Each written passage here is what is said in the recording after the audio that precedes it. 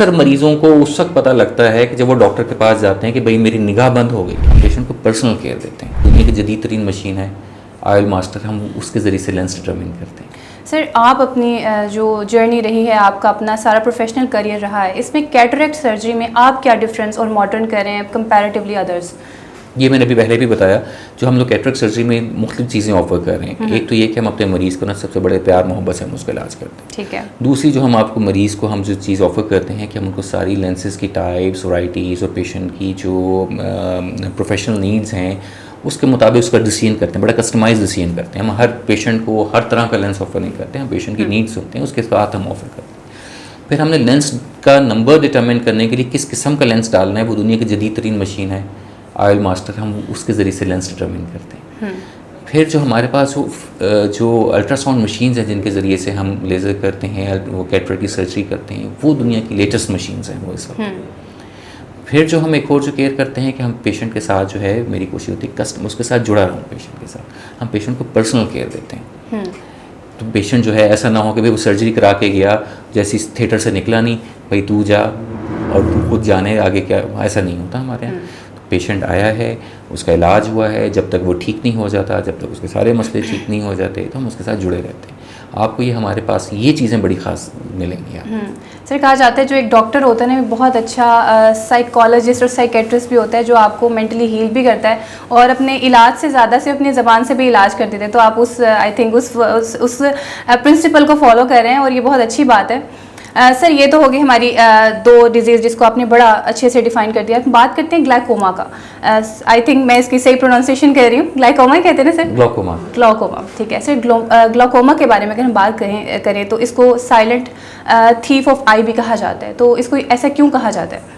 हाँ, ग्लाइकोमा को हम उर्दू में ना काले मोतिया के नाम से जानते हैं। जब भी हमसे पेशेंट पूछते हैं मुझे कौन सी बीमारी हुई है, कौन सा मोतिया हुआ है, तो हम बताते हैं कि तुम्हें सफ़ेद हुआ है या काला हुआ है। अक्सर सफ़ेद का सुनकर तो लोग राहत महसूस करते हैं, चलो शुक्र है सफ़ेद ही होया है, काला नहीं होया। काला इज़ एक्चुअली वेरी बैड। अच्छा, ये ना पता नहीं लगता। अच्छा, अगर आपकी प्रोफेशनल, अगर आप इतने अवेयर नहीं हैं, आप दुनिया में घूमते फिरते नहीं हैं, अगर आपको अपने आसपास की सराउंडिंग्स एक्सपीरियंस थी, जो हमारे यहाँ अनफॉर्चुनेटली पाकिस्तान में पॉपुलेशन है जो कि कम पढ़ी लिखी है और डॉक्टर्स के पास भी नहीं जाती, और ज़राए मजबूरी जब बिल्कुल आखिरी स्टेज पे आ जाती है, फिर घर वालों को पता लगता है कि कोई प्रॉब्लम हो गया, तो फिर वो डॉक्टर के पास जाते हैं। तो उसमें प्रॉब्लम होता है। साइलेंट थीफ इसलिए उसके कहते हैं कि अक्सर मरीज़ों को उस वक्त पता लगता है कि जब वो डॉक्टर के पास जाते हैं कि भाई मेरी निगाह बंद हो गई है। उनको कॉन्सेप्ट ये होता है कि निगाह बंद हो गई है ना, तो अब इलाज करना है। और जब वो जाते हैं डॉक्टर के पास तो पता लगता है कि सफ़ेद मोतिया नहीं था, ये काला मोतिया था। इसने वो रोशनी की नस जो कि दिमाग में सिग्नल लेके जा रही थी, उसको बिल्कुल ही ख़त्म कर दिया है। अब डॉक्टर भी हाथ मलता रह जाता है, मरीज़ भी हाथ मलता रह जाता है, क्योंकि चोर चोरी करके जा चुका होता है। That's why it is called silent thief.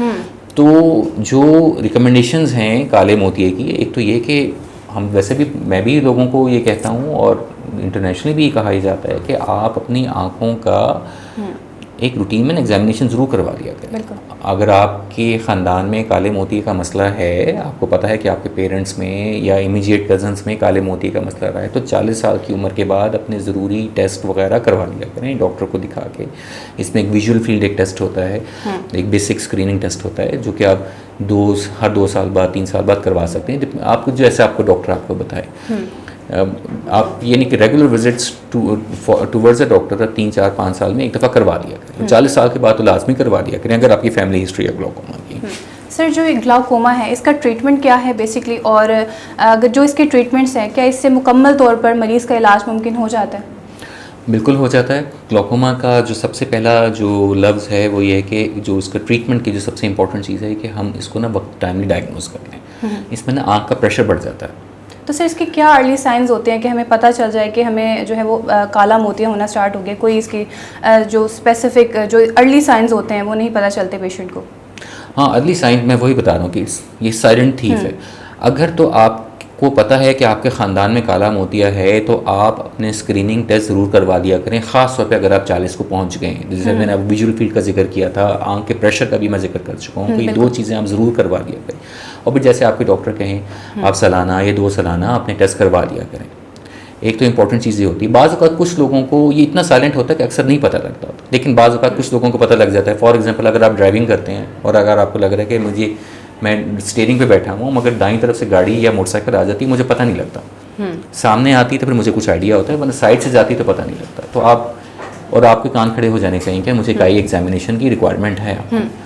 तो मोस्ट इंपॉर्टेंट, अगर आपकी फैमिली हिस्ट्री है ग्लॉकोमा की, या अगर आप ऐसे किसी प्रोफेशन के अंदर हैं, ड्राइविंग वगैरह कर रहे हैं और आपको लग रहा है कि आपकी जो है ना, आप फॉर एग्जांपल आप सड़क पे जा रहे हैं, आप ड्राइवर नहीं भी हैं, आपके साथ आपका दोस्त भी है, आप सामने देख रहे हैं, आप सड़क के मिड में जा रहे हैं, लेकिन आपका दोस्त को पता चल रहा है कि यार साइड पे एक खड्डा है और तुम खाम में उसकी तरफ जा रहे हो, तुम्हें खड्डा नज़र नहीं आ रहा, तो उसमें हमेशा साइड वाली निगाह जाना शुरू होती है, साइडों से, ऊपर से, नीचे से, दाएं से, बाएं से। तो अगर ऐसा कोई मसला हो ना कि आपको लग रहा हो कि आपकी विजन आइलैंड छोटा हो रहा है, हाँ, ठीक है, तो आपको अपनी स्क्रीनिंग करवा लेनी चाहिए। अच्छा, ये खुशकिस्मती से it's a very rare disease, ये नहीं कि हर बंदे को हो रहा हो, ठीक है, ये लाखों में जाके किसी एक आध को होता है। सफ़ेद मोतिया बहुत कॉमन है, और सफ़ेद मोती जितना कॉमन है, काला मोतिया उतना ही कॉमन है, और उतना ही लोग उसके बारे में लेस अवेयर्ड हैं।